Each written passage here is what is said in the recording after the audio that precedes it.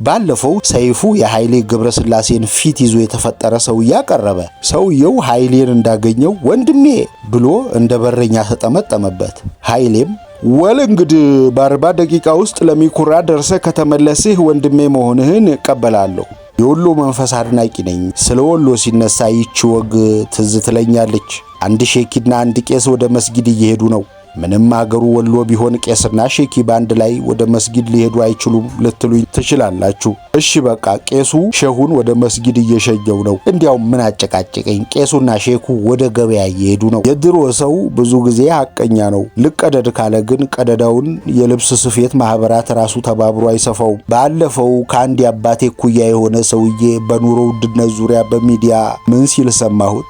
በእኛ ጊዜ በግ በ5 ብር ገዝተን ጮማውን ቅርጥፍ አርገን በልተን ቆዳው በ50 ብር እንሸጠው ነበር። ተው እባክህ፣ በእናንተ ጊዜ በጎች የነብር ቆዳ ለብሰው ነበር የሚወለዱት። ሥራ ምንድነው አለኝ። ጸሐፊ ነኝ።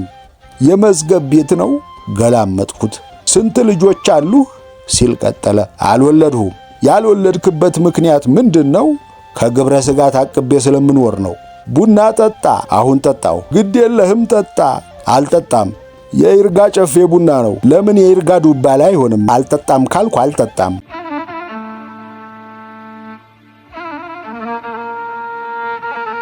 ጤና ይስጥልን። ሀብል ተረክ ቤት ከበእውቀቱ ስዩም ወጎች የተወሰኑትን ልናጋራችሁ ወደናል። አብራችሁ እንድትቆዩ እንጋብዛለን። ይህም ቪዲዮ እየተከታተላችሁ ያላችሁ ቤተሰቦቻችን ቻናሉን ሰብስክራይብ በማድረግ እንድታበረቱ ስንል በአክብሮትና በፍቅር እየጠየቅን ነው። ስለምታደርጉልንም ሁሉ በማመስገን የበውቄ ጨዋታዎች በበእውቀቱ ስዩም ተጣፈ በሀብል ተረክ ቤት እንዲህ ተሰናዳ።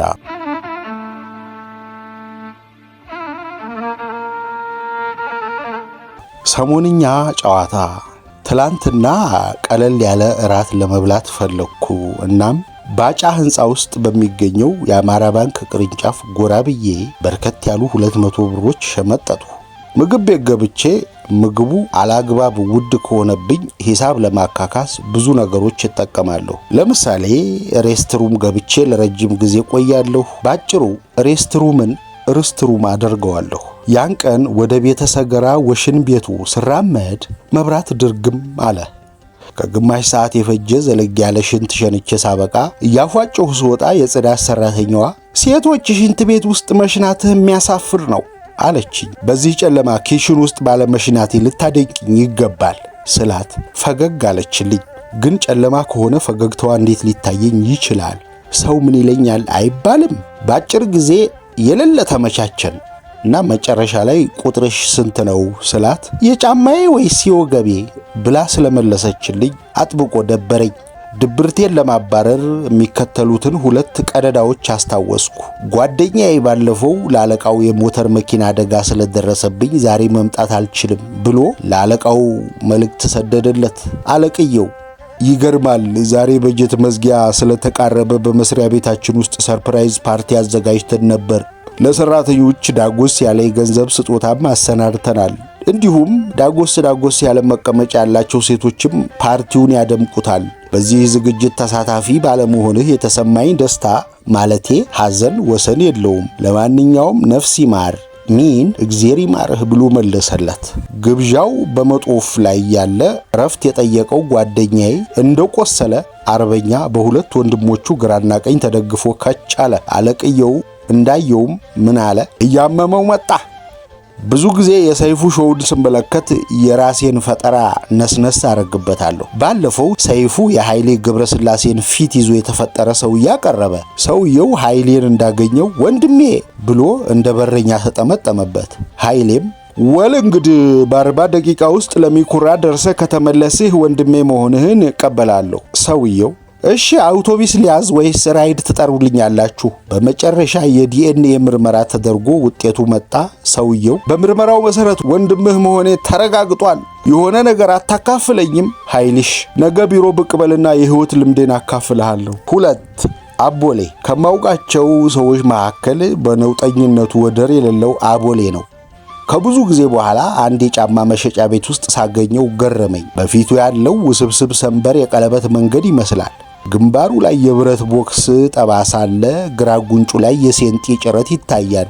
ማላመጫው ግድም የኮብልስቶን ምልክት ታትሟል። የባጤ ኮርኒሱን ስናወጋ ቆየም በኋላ ስማ ያለፉትን 4 ዓመታት ብዙ መንፈሳዊ መጻሕፍት በማንበብ አሳልፌያለሁ። ከራሴ ጋር ተመካክሬያለሁ። ሁሉንም አውጥቼ አውርጄ ጌታ ቡድሃን ተቀብያለሁ። የድሮ አቦሌ እንደሞተ ቁጠረው አለና ትካዜ የተቀላቀለበት ፈገግታ አሳየኝ። ወዲያው አንድ ሰውዬ ገብቶ ንግግሩን አናጠበው። ካልሲ አለ አለ ሰውየው። ይሄ የጫማ መሸጫ ቤት ነው፣ ካልሲ እንዴት ትጠይቃለህ? አለ አቦሌ።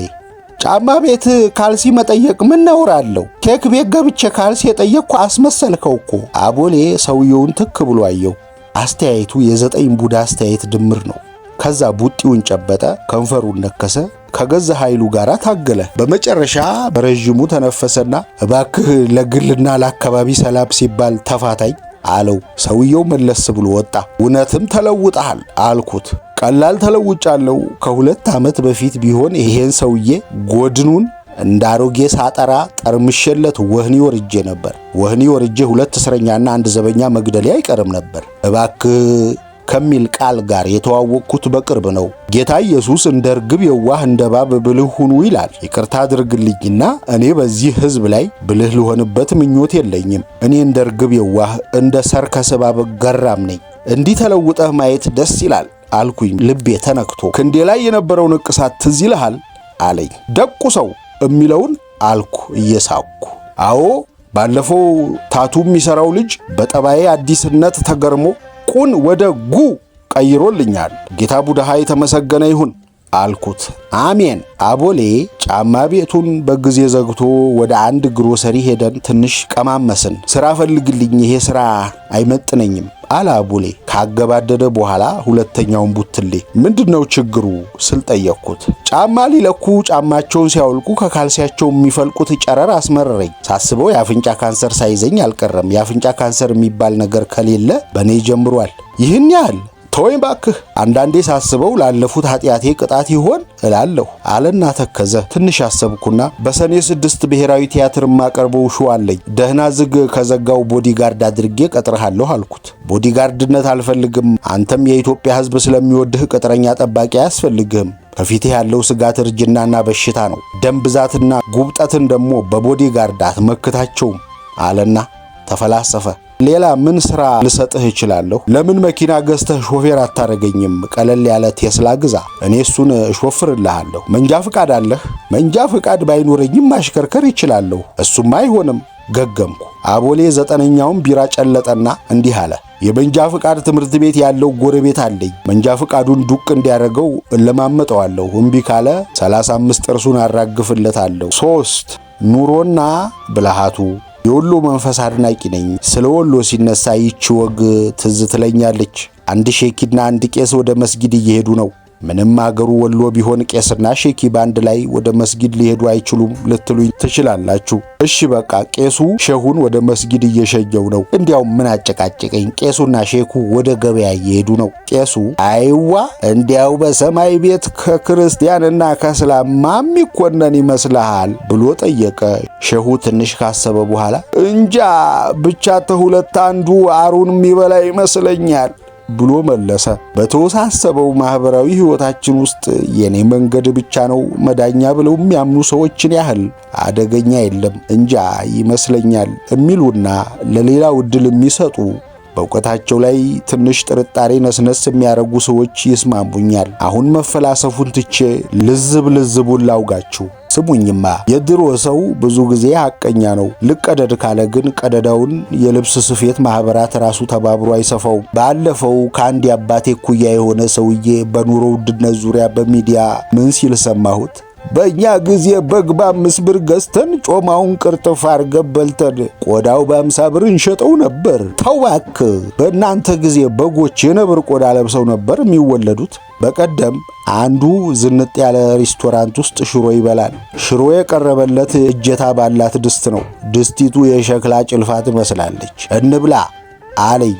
ሌላ ጊዜ የተማረከ ይሁን ብዬ አልፍ ነበር። ያን ቀን ግን እሺ ብዬ የሸሚዜን እጅጌ ሰብሰብ ሳረግ መጀመሪያ እጅህን ብትታጠብ አይሻልም አለኝ።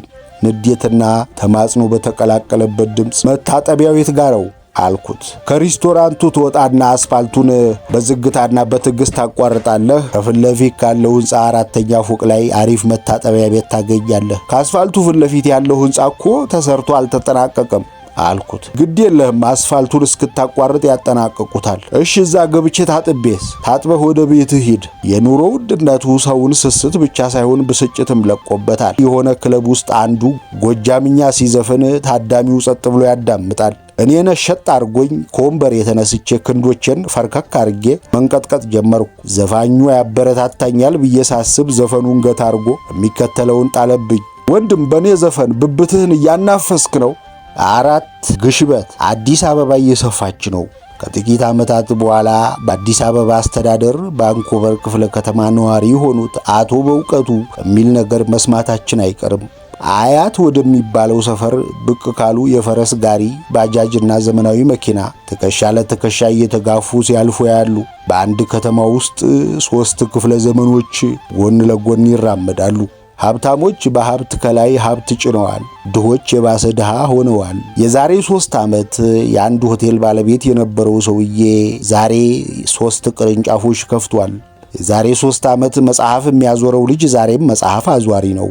ከትናንት ወዲያ በከተማው ዘናጭ ከተባሉት ሬስቶራንቶች አንዱ ጎራ አልኩ። አዲስ ዩኒፎርም የተሰፋለት ዘበኛ ከሸራ ጫማዬ እስከ ጋሜ ድረስ ገምግሞኝ ሲያበቃ ወዴት ነው አለኝ። ወደ ምሳ። ዙብሌው ያለምንም እፍረት እንዲህ ሲል ጠየቀኝ። መኪናህስ? ትናንት ከዱባይ ተጭኗል። አየሩ ጥሩ ከሆነ ነገ ጅቡቲ ደርሳል። ገባሁ። ምግብ ቤቱ ጠረጴዛ ላይ እንደ ሪፖርተር ጋዜጣ ዳጎስ ያለ ገጽ ያለው ሜኑ ተከምሯል። ይሄንን ስገልጥ ማን ይውላል? አስተናጋጅ። አቤት።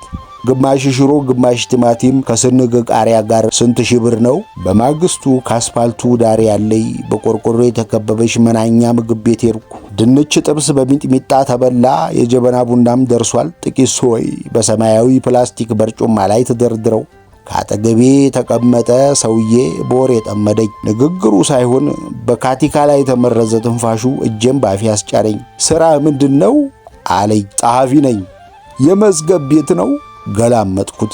ስንት ልጆች አሉ ሲል ቀጠለ። አልወለድሁም።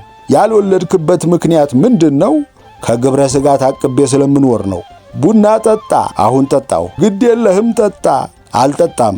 የይርጋ ጨፌ ቡና ነው። ለምን የይርጋ ዱባ ላይ አይሆንም? አልጠጣም ካልኩ አልጠጣም። በምልልሳችን መካከል ተንቀሳቃሽ ነጋዴዎች ጣልቃ ገቡ። ነጭ ሽንኩርት ሸንኮራ ያስፈልጋል ፍሬንድ። ጭራሽ የሆነ ሰውዬማ ደርዘን ከዘራ ይዞ ቀረበኝ። በዚህ ዘመን ከዘራ ገዝቼ ምን አረገዋለሁ? ጀለስ ጫወታው በስናይፐርና በዲሽቃ ነው አልኩት። እንድትፋለምበት ሳይሆን እንድትመረኮዝበት ብዬ ነው ሲለኝ ስለ ኢኮኖሚ ግሽበት ማሰብ አቁሜ ስለ ዕድሜ ግሽበት ማሰብ ጀመርኩኝ። 5ኛ ካልፎያጅ ማስታወሻ የተቀነጨበችውን አርገን እንሰነባበት። እቴ ሸንኮሬ የተባለ የአበሻ ሬስቶራንት ውስጥ ተቀምጬ ያዘዝኩትን በየአይነቱ ጠብቃለሁ። ከፊት ለፊቴ ባለው ግድግዳ ላይ የነገስታት ምስሎች ተደርድረው ይታያሉ። አጤ ቴዎድሮስ፣ አጤ ምኒልክ፣ ልጅ ኢያሱ፣ አጼ ዮሐንስ፣ አጼይት ዘውዲቱና አጼ ኃይለ ሥላሴ ይታዩኛል። ሰዓሊው አጼ ተክለ ጊዮርጊስን ዘሏቸዋል። ያዘዝኩት ምግብ መጣልኝ። በየአይነቱ ብለው ያቀረቡልኝን አየሁትና ለረጅም ደቂቃ ተከዝኩ። ቢጫ ክክ፣ ቀላ ያለ ክክ፣ ቀለም አልባ ክክ፣ ክክ በየፈርጁ ነው ያመጡልኝ። አንዱን ፍንካች ክክ ብድግ አድርጌ በመዳፌ መዘንኩት። ቀዳዳ ቢበጅለት የካፖርታ ቁልፍ ይሆናል። ክኩ እንዲህ ከጠበደለ አተሩ ምን ያክል ነው? ከቶ በምን ከኩት? በቡልዶዘር መሆን አለበት። ኢትዮጵያ ውስጥ በመጥፋት ላይ የሚገኘው ቀይ ስር በስፋትና በጥራት ተዘርቶ የጽጌረዳ ጉንጉም መስሎ ክኩን ከቦታል። በአንጻሩ የምወደው ስንቃሪያ እንደ አጤ ተክለ ጊዮርጊስን ስዕል ተዘሏል። አገር ቤት ያለህ ይመስለኝ ነበር አለኝ አጠገቤ ተቀምጦ የሸክላ ጥብስ የሚንድ ሰውዬ። የክቡር ዲያስፖራ ማዕረግ ሰጥተውኝ ልቀበል መጥቼ ነው እንጂ ኑሮዬ አገር ቤት ነው ስል መለስኩለት። አደራ እዚህ የተረገመ አገር ውስጥ እንዳትቀር። ይህን ያክል አስመርሮሃል ስል ጠየቅኩት። አታምነኝም? ከዚህ አገር ልጠፋ 2 ጊዜ ሞክሬ 2 ጊዜ ከድንበር መለሱኝ። አሜሪካኖች ስስታም ናቸው ቀጠለ ሰውየው። በምድራቸው ውስጥ ያለው ነዳጅ ዘይት ከቀይ ባህር ይበልጣል፣ ግን ነክተውት አያውቁም። ለመጪው ትውልድ ይቆጥቡታል። ግን መጪው ትውልድ የሚሉት መቼም የሚመጣ አይመስልም። ነጭ ዜጎቻቸው ልጅ መውለድ እያቆሙ ነው። እንደምታየው አበሻ አንድ ሁለት ይወልድና ኃላፊነት ሲከብደው ያቆማል። በተቃራኒው የስፓኒሽ ስደተኞች ደከመኝ ሰለቸኝ ሳይሉ ይዋለዳሉ። አውቶቡስ ፌርማታ ላይ አንዲት ስፓኒሽ ሴትዮ ካጠገብህ ከቆመች ልብ ብለህ ያት፣ ድርስ እርጉዝ ናት። እግሯ ስር በጋሪ የሚገፋ ሕፃን ይኖራል። ከጎኗ ሌላ ጩጬ ሽኮኮ የተሸከመ ባል ቆሟል። አንድ ስፓኒሽ ስደተኛ ግለሰብ ሆኖ መጥቶ ከጥቂት ዓመታት በኋላ ህብረተሰብ ይሆናል። መጪው ዘመን የስፓኒሽ ነው፣ ርስትህን ባዕድ ይውረሰው የሚለው የቅዱስ መጽሐፍ እርግማን ለአስቆሮቱ ይሁዳ ቢነገርም በአሜሪካ ላይ እንደሚደርስ ጥርጥር የለኝም። ይህን ያህል አሜሪካ ካስጠላችህ ለምን ከታሊባን ጎን ቆመህ አትዋጋም አልኩት። አሜሪካ መንግስት ለሥራ ፈት የሚሰጠውን ድጎማ አቀበላለሁ። ከዛ ደግሞ በድብቅ በካሽ እሰራለሁ። ሲስተሙን እንዳቅሜ እየሸወድኩ ታክስ አልከፍልም። ዓላማዬ አሜሪካን በኢኮኖሚ ማሽመድመድ ነው። ይህ ትግል ካልተባለ ምን ሊባል ይችላል? አለና በሸክላ ድስት ውስጥ የቀረውን ጥብስ ሙትና ቁስለኛ ማድረግ ቀጠለ። ከሰውየው ከተለያየሁ በኋላ ወደ ሽንት ቤት ጎራ አልኩ። የሽንት ቤቱ ግድግዳ ላይ ጌም ኦቨር ቲፒኤልኤፍ የሚል ጽሑፍ በእስክሪብቶ ተሞንጭሮ አየሁ። ከጎኑ ሌላ ያልታወቀ ደራሲ ቲዲኤፍ ገና ይበድሃል የሚል ቃል አስፍሯል። የሚደንቅ ነው። ኢትዮጵያውያን ብንከፋፈልም ብንጋደልም አንድ ሽንት ቤት መጋራት አላቆምንም። ከሽንት ቤቱ ወጥቼ የሱሬን ማንገቻ ሳጠባብቅ አንዱ እጁን እየታጠበ በቆረጣ ያይኛል። ብዙም ሳይቆይ ነቀፋ ይሁን ሙገሳ በቅጡ መለየት ያልቻልኩት ነገር ተናገረ። በጣም ስለማደንቅህ ሽንት ቤት ገብተህ የምትጸዳዳ አይመስለኝም ነበር ሲለኝ ሰማሁ። ልጸዳዳ ሳይሆን እኔ ላጸዳ ገብቼ ነው ጀለስ